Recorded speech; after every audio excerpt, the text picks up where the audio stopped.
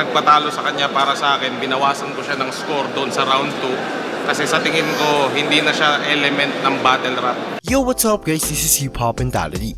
In this video, pag-uusapan natin ang komento ni Sir Deo tungkol sa mga nang babash sa kanya. Pero kung bago ka pa lang sa channel na ito, mag-subscribe ka na at hit mo na rin ang notification bell para lagi kang updated sa mga upcoming videos related to Pinoy Hip Hop.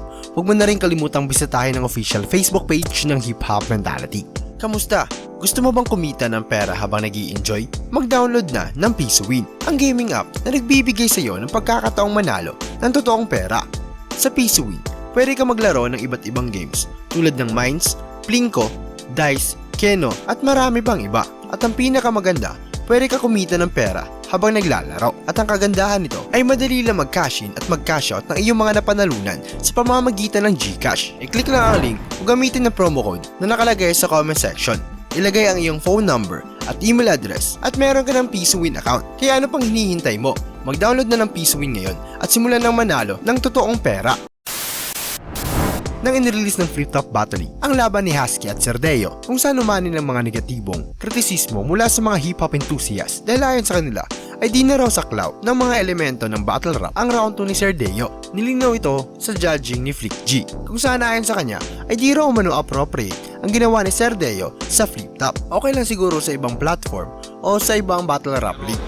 Ang nagpatalo sa kanya para sa akin, binawasan ko siya ng score doon sa round 2 kasi sa tingin ko hindi na siya element ng battle rap. So bagay yun sa ibang klaseng platform pero dito sa Flip Top sa tingin ko hindi siya appropriate.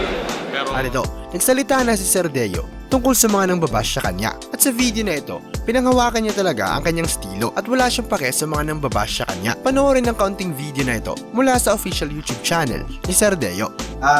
Siguro masasabi ko lang kung wala kang background sa akin sa underground battle ko way back before, siguro mga ginagawa ko na nakakaiba ay hindi mo talaga ako kilala. Ganun pa man, gumagawa ako ng mga kaibang bagay sa lalo-lalo na sa mga eksena ng rap. At syempre magbibigay ako ng komento dahil syempre gusto ko rin marinig ninyo yung opinion ko at syempre yung pwede kong masabi. Yun.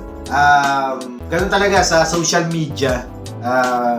Yung social media yung mag-uus ka sa'yo kasi pag lagi nakatutok yan pag social media, pag nakagawa ka ng mali, lahat yan, lahat ng tama mo, burado lahat yan at talagang hindi nila titignan yung ginawa na yun. At syempre maraming salamat pa rin sa mga nagme-message, nagko-congratulate. Tapos meron din naman mga nagme-message na ganito, na nagbibigay ng mga negative comment. Syempre tatanggapin ko lang yan.